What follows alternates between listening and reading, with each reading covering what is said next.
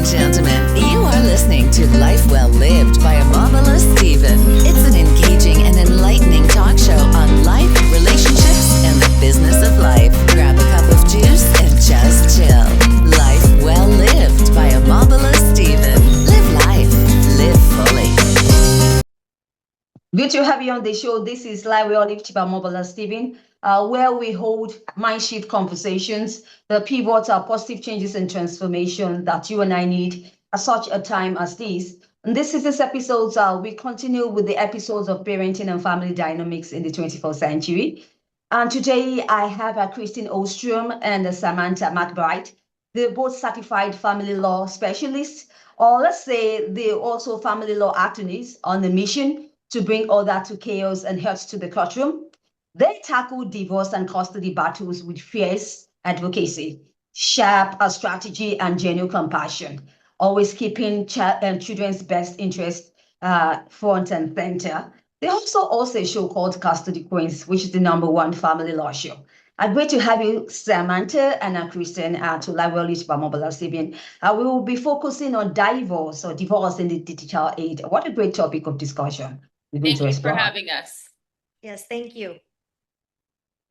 Thank you. Absolutely. It's honored. It's a great honor to have you, and the audience are super excited to have you share your insight on this important topic. So let's look at TikTok, Snapchat, and screens. How do you think social media is impacting children in split households? By split households, what do you mean by that? Sure. So whenever you're going through a separation, whether it's a divorce or a custody matter, a lot of times you have to create essentially two different households. And the goal is to have healthy co-parenting. Digital media, TikTok, Snapchat is really all too relevant for Kristen and I in our practice. It comes up a lot. It can come up in the realm of co-parenting and increasing hostility there, but it also can come up as another large point in monitoring what your children are doing online, right? And getting on the same page with your co-parent in what sort of permissions you're okay with, what sort of monitoring you're okay with. So it becomes a hard topic, but it's an important one to tackle. And there's a lot of safety issues that also come into play with these apps. So I have 3 kids varying from 5 to 11, and it is social media is everywhere, right? So you have to really be aware of what your kids are looking at. And Sam and I deal with a lot of cases where there may be one child that is being bullied at school, or there's something going on at school that mom and dad that they may not know about. And when you have the high conflict parenting, they are often not on the same page. But when I started really looking into all Snapchat, Instagram, TikTok, I mean, there's things called shade rooms, which are just rooms created to bully fellow students. And if you are not staying on top of this, A, you don't know who your kids are talking to, and B, there's a lot of mental health issues that children are going through when they're developing, the hormonal changes. And when you have 2 parents that are in such huge conflict, they generally are on opposite sides and they're not on the same team, which means those kids are more susceptible to being involved in problems with social media. If you can't process social media, I mean, look how many adults suffer from being able to look at negative comments or take it personally. Imagine what the kids are doing and seeing if someone tells them, that they're ugly or that they should, just go do something. I mean, that's very hard for any adolescent to process. Okay, so let's look at age-appropriate parenting and co-parenting. In this regard now, some parents are forced to raise their children in family conflict, amid family conflict, which may be rather unhealthy. So how do you think we can begin to keep kids out of this crossfire? Sure. I think the first thing is that you have to realize that your children are going through something that they likely have no control over, right? If you're separating and you're trying to create a co-parenting relationship, there's a lot of decisions that were made from one parent or both parents to separate in advance of that. And it's really important to protect children, I think, at all ages. Now, certainly there are going to be different ages where conversations are more appropriate than others, but all in all, you want to try to normalize and build new healthy households for your children. And that's easier said than done. But typically Kristen and I say, as much as you can keep your children out of it, you want to keep your children out of it. They don't need to be having these extremely adult conversations. Even if they're a teenager, they should be playing sports in school and doing homework and trying to figure out what they want to do with their life. You want to protect children as much as you possibly can, because even in the most amicable of divorces, even where everyone is getting along, it's still going to affect you. I'm a child of divorce. I understand the effects that it can have, the very real effects it can have on you. And I had a very good experience, but I think it's an important point that your children need to always be first, even if that means that you're not winning an argument with your co-parent. It's not about you guys at this point. It's about your children. A lot of parents a lot of parents have difficulty implementing, not just saying, hey, I always tell my clients, you have to love your kids more than you hate your ex. And there's a lot of emotions involved with separation, divorce. There's insecurities, there's resentment, there's maybe jealousy, anger. But it is one thing to say, oh, I'm keeping the kids out of this. And it is another thing to actually implement and execute that. But when you have young kids, they hear the conversations in the car, they overhear the yelling and the jabs or the threats. They hear those things, they soak it in. And these younger kids, it can potentially give them PTSD for the rest of their life and have them having adult issues at such a young age. I'm a huge proponent of therapy, getting the kids into therapy early, learning how to, again, process these emotions. In California, a child doesn't even have the right to be heard at that unless they're 14. So imagine all of these people younger, these kids younger than 14. And even that is just a right to have your preference heard. It's not an automatic right to say, I want to go to mom's or I want to go to dad's and I only want to see the other parent this amount of time. But less than that, there's really not a lot of say with respect to the kids. Both parents should be encouraging, facilitating, and putting their own personal issues aside to be able to co-parent. That is the end goal, is to co-parent effectively. Not just say we're going to do it, but actually do it. But really, how do you think we can begin to teach our kids or young adults conflict management?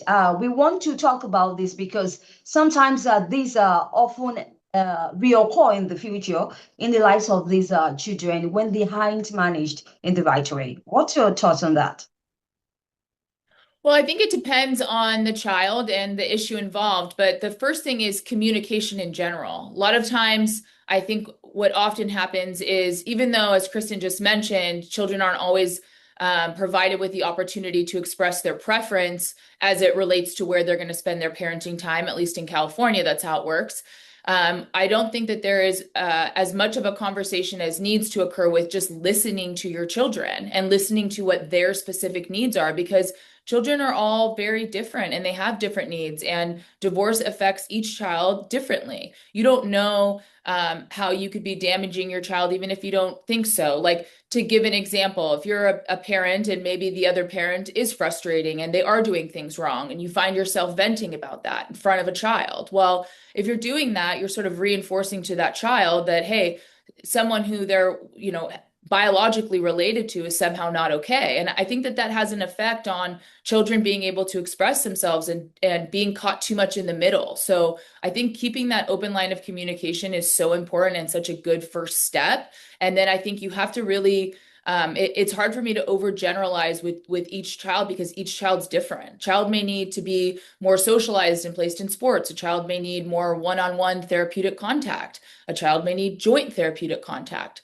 There's a lot of different things, and Kristen and I always preach that the most important thing is to, of course, put your child first, but to really look at what your specific child or children need in your household, because it's always different. And that goes back to, if I am a parent and I am not in the appropriate mindset and I am not getting any behavior or therapy or tools training that I need, how do I expect my child to be able to deal with high conflict divorce when I'm not even in that position? It trickles down. So a lot of times I say to my clients that come in and they say, I want to have a mediated divorce, I want to do this the right way, that I push back on them. Do you really want that? Are you getting the necessary therapy, treatment? Are you doing the work for you? because Sam's 100% right. I can't teach my kids to do something that I'm not willing to do myself. And I think there's a period of time where the feelings have to subside when the custody or the divorce case is processed. Everyone has to work through those things. But I challenge people that say, I really want my kids to be able to be taught how to deal with this high conflict, but then I'm over here stirring the pot. And that happens so much. So I challenge people that want this and want to grow to look in the mirror and say, am I doing everything I can to minimize the stress and the conflict? And then it trickles down. Because a lot of times the parents, again, this goes back to saying it, but not doing it. All right, thank you so much, Kristen and Samantha, for sharing your thoughts. So how do you think we can begin to tell kids about divorce when one parent doesn't want it and the other party wants it? So that's again going to be very specific on the child, on the age, and what they've experienced before. I think the most important thing is, to the extent that you can, and you can't always, but you want to be on the same page as your co-parent in doing this. And sometimes having that conversation with a very young kid is a lot more sheltering. They're not necessarily acclimated to a two-parent household. And so it may be, in some senses, an easier transition for them. But in some cases, I think that the opposite occurs, where nobody talks about it at all. And you certainly don't want to talk about the friction and the divorce that may be also occurring. But, if you have a 14 or 15-year-old child and you guys are separating and you're not sitting down and having that conversation with your children, they know it's happening. They're not really ignorant to that. They know what's going on. And so it just opens them up to be confused. And that's where you want to hear them out and hear their thoughts, and then adapt to that. So in a perfect world, you do it with your co-parent, but it's going to be different in every case, because you also don't want to overly involve your children. You don't want to say, this is happening and I'm upset and yada, yada, yada, because now you're going to confuse them. Again, when you're trying to keep their lives as stable as possible, and it's going to be different from child to child. I agree. It's an age appropriate conversation. And like Sam, in a perfect world, we would love to sit down and almost do this together as a united front, but 90% of that time, that's not going to happen. And I just try to tell my clients, be very real, be very honest, but also remember their age. It needs to be age appropriate. That is the most important thing. And so if you have a 15-year-old and you have a 5-year-old, that conversation is going to be very different. But I think you have to just continue to stress the importance that mommy and daddy, or mommy and mommy, or whoever the parents are, is that we both love you. We are both your parents. We are going to be your parents forever. No matter what happens with this relationship, we are still going to be parents. And this has nothing to do about you. This is just us navigating a new normal. But those are the two biggest things: age appropriate, and also just making sure they understand that this isn't their fault and that they still have their parents intact. And the more you can keep that co-parenting unit intact, the better everybody's going to be from the onset. Right now, even if separation or divorce has to occur, right? So let's talk about how we can begin to break up with dignity, talking of the low drama divorce. So breaking up with dignity, it generally, like anything else, it's kind of like you want to put a plan together, right? And you want to end the relationship on the romantic level, but you want to continue the relationship on the co-parenting. And again, I realize a lot of this is so much easier than done, and you have to get to the right mindset. But I truly, truly believe in educating yourself on how high conflict situations like this will have such a long-term effect on the kids. And I think if you can have a plan in place, you can refrain from getting defensive or retaliating, and truly get to a point where no matter what the other side does, I'm not going to give them power or control to rile me up or to trigger me. And if both parents can have a plan in place and do it without a smear campaign on social media or to friends and family, again, it's breaking up. The romantic relationship is breaking up, but the family unit is not breaking up on some level. And I'm sure Sam has something more profound to add than that. No, I agree with you completely. That I think that when it comes to breaking up, like, breaking up is hard to do, right? And How do you handle it when maybe the other side or the other parent is not so amicable? Well, I think the way that you can maintain that is kind of the age-old saying, like, you can take care of your, Kristen says it all the time, you can take care of your side of the street. You can't worry about the other side.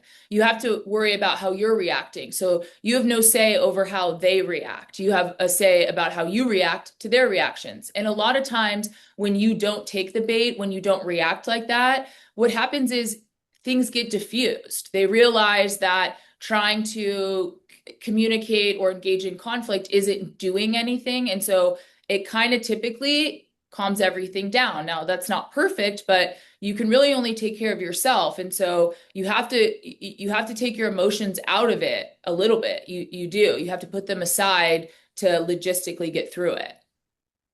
Really appreciate your thoughts. Appreciate your thoughts indeed.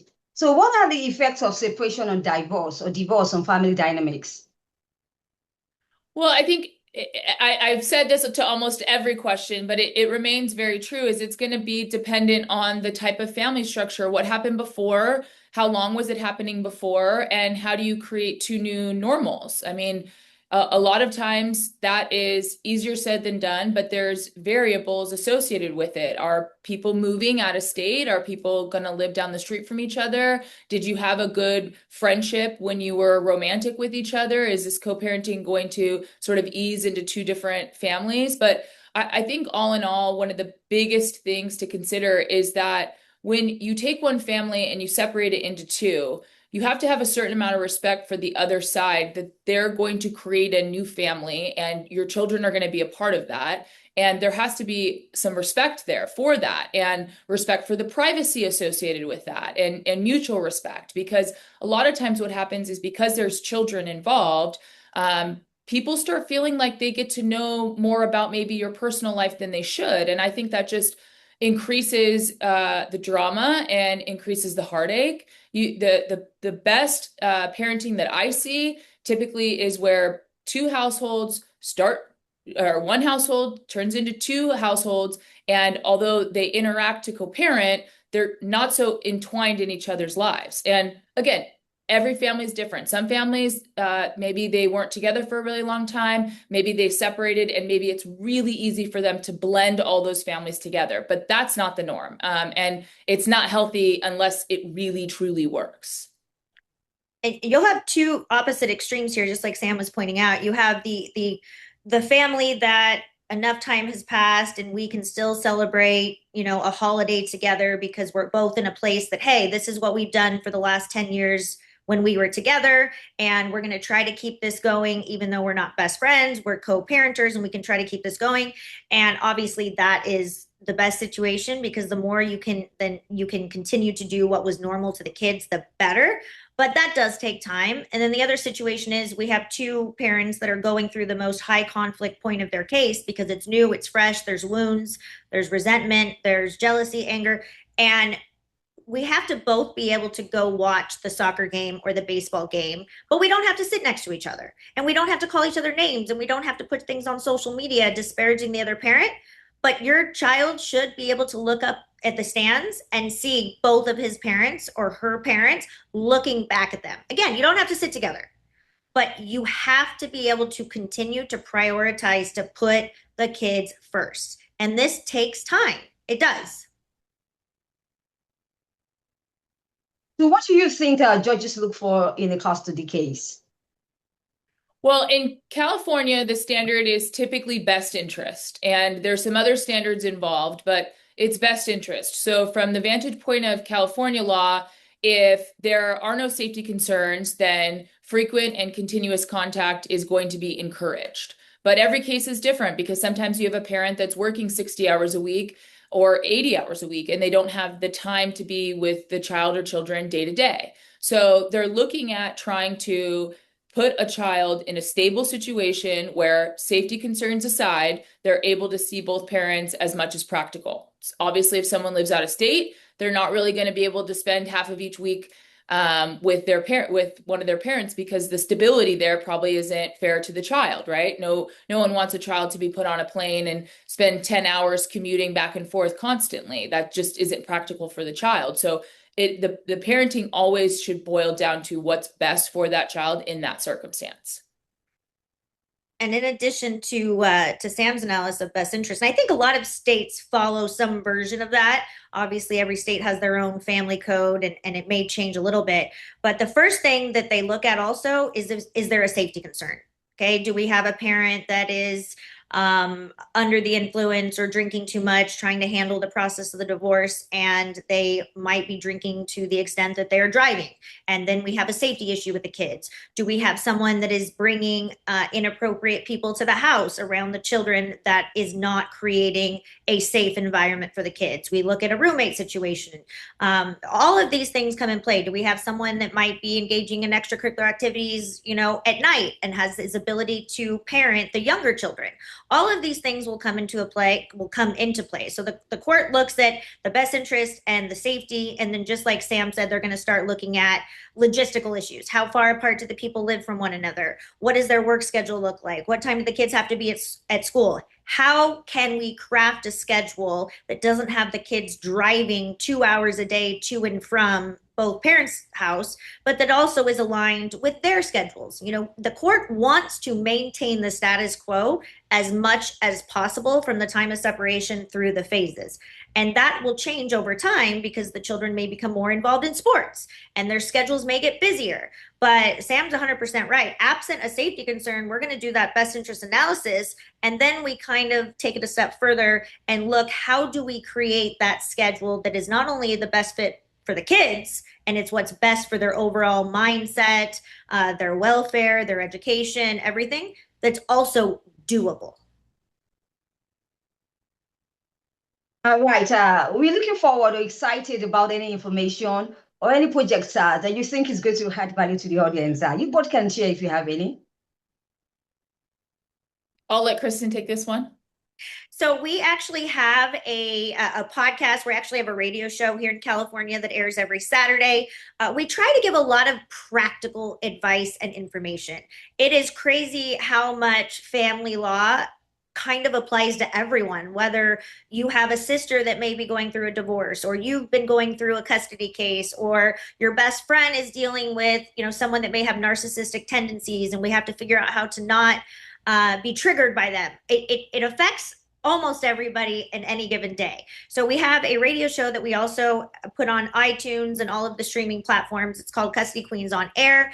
We have a lot of valuable information about high conflict, parental alienation, narcissistic personality types, how to maintain your stability and not disrespecting yourself, but also not feeding fuel to the fire. We have a lot of that information on our website. Sam and I spend hours putting information out there and really trying to educate the public. We have made it our mission of our Sam and Kristen with Custody Queens to educate people, because at the end of the day, knowledge is power. Whatever you choose to do with your case, it's your life. We are here to give you the necessary tools and information to make those decisions. And if you are a true crime lover, we have a true crime podcast on YouTube called Custody Queens Off the Clock, where we analyze a lot of the high media intensive cases, and a lot of them have custody components, believe it or not. So if you are interested in true crime and you want to see how we follow the evidence and don't get caught up with mainstream media, then please feel free to check that out. All right. Can you share your social media handles on your website so we can connect? We'd like to learn more. Awesome. So our social media handles would be at Custody Queens, and then also at Custody Queens on Air. And then our last one would be at Custody Queens Off the Clock, or CQ Off the Clock. No, it's Custody Queens Off the Clock. Okay. All right. Good to know. Thank you so much, Kristen Holstrom and Samantha McBride, a certified family law specialist, and also the host of the #1 family law show, Custody Queens. Really had a great time exploring this topic of discussion with the audience about divorce in the digital age. Thank you for sharing your insight and for contributing positively indeed as we move forward with the topic of family dynamics and parenting in the 21st century. Now, on behalf of the audience of the podcast, and hi, Omobola Stephen, we sincerely wish you best of luck in all of the projects that you embark upon. Kristen and Samantha. Thank you for having us. Yeah, great. Thank you so much. Thank you once again. We appreciate you and your audience. And if there's ever any other information you need from us, please feel free to reach out. Absolutely. Super delighted to have you once again. I'm most honored. It's been Live Well Lived by Omobola Stephen. If you'd like to catch up with any missed episodes of the podcast, Live Well Lived by Omobola Stephen, where we are focusing on family dynamics and parenting in the 21st century, you can do so on any cross promotion platforms or any podcast distribution platforms you bump into online, and do have a great time as you listen to disruptive yet constructive mindship conversations on these topics. Till I come your way, I always need you to stay safe. I talk to you soon. Thank you once again, Kristen and Sam. We had a great time. Thank you very much. Sure. If you enjoyed today's episode, make sure you subscribe and leave us a review.